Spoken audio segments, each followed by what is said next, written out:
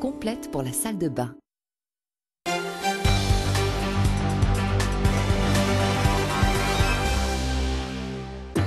Madame, Monsieur, bonsoir, bienvenue dans votre édition locale France 3 Var. Beaucoup d'écoles fermées aujourd'hui dans notre département. Les instituteurs étaient en grève pour dénoncer la suppression de postes à la rentrée prochaine. Des instituteurs qui ont également manifesté, mais en petit nombre, à Toulon ce matin.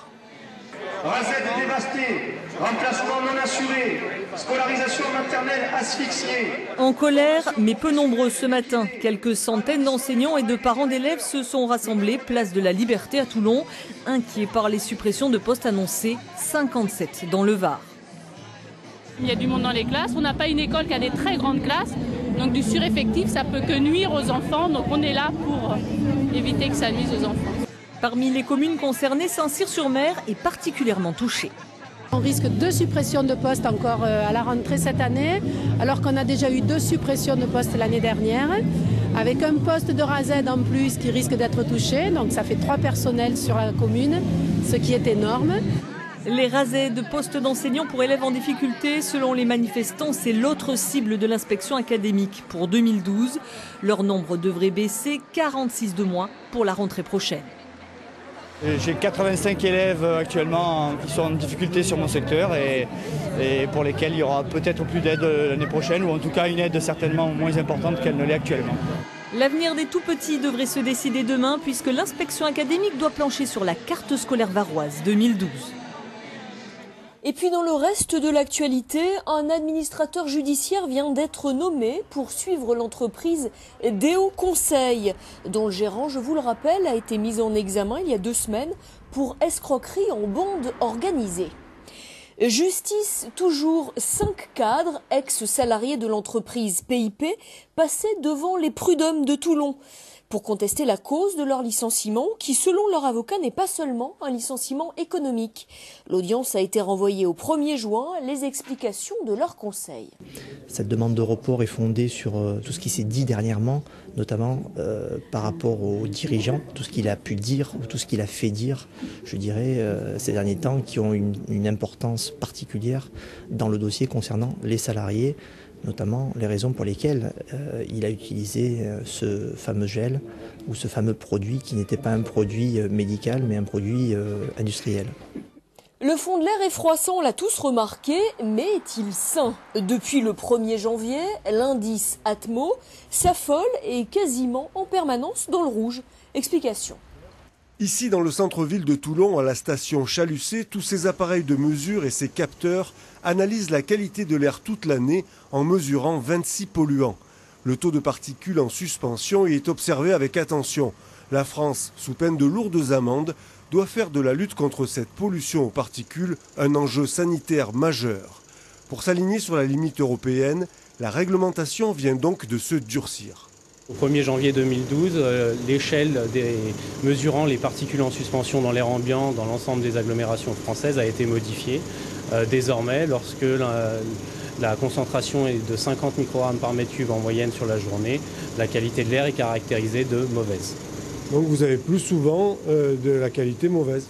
Donc il y aura une augmentation du nombre de jours où la qualité de l'air sera qualifiée de mauvaise sur les agglomérations de la région.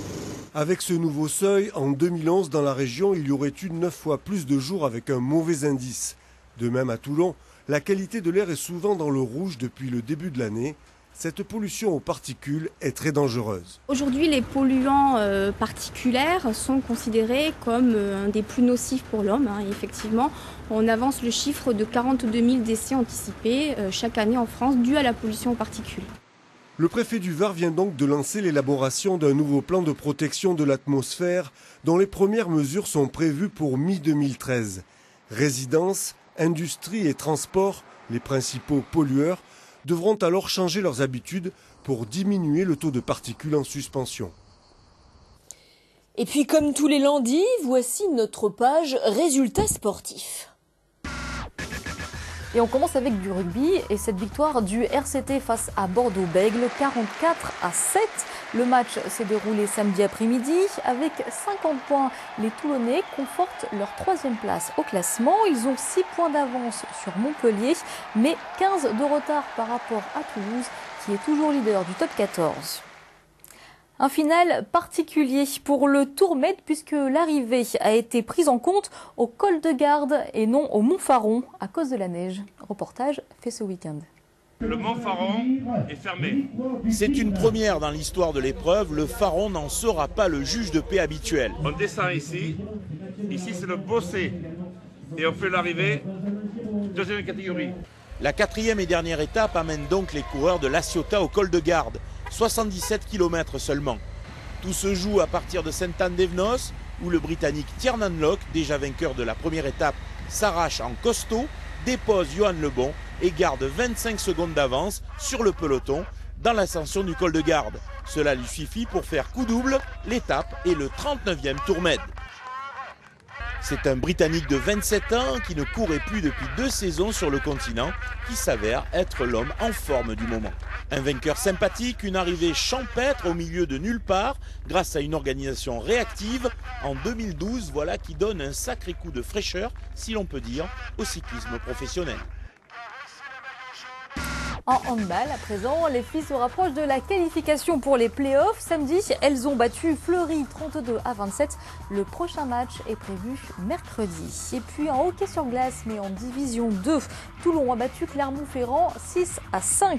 Toulon, qui est 2e au classement, est qualifié pour les playoffs.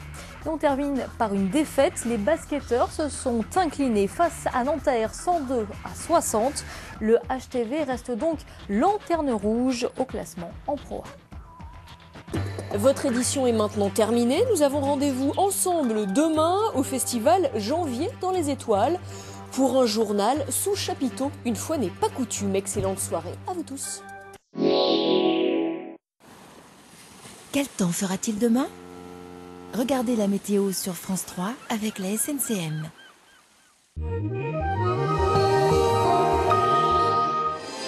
Demain matin, le soleil sera voilé de manière assez dense. Le vent sera faible tout au long de la journée.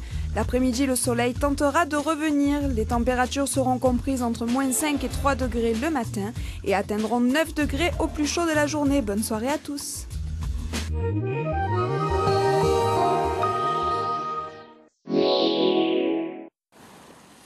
Quel temps fera-t-il demain ? Regardez la météo sur France 3.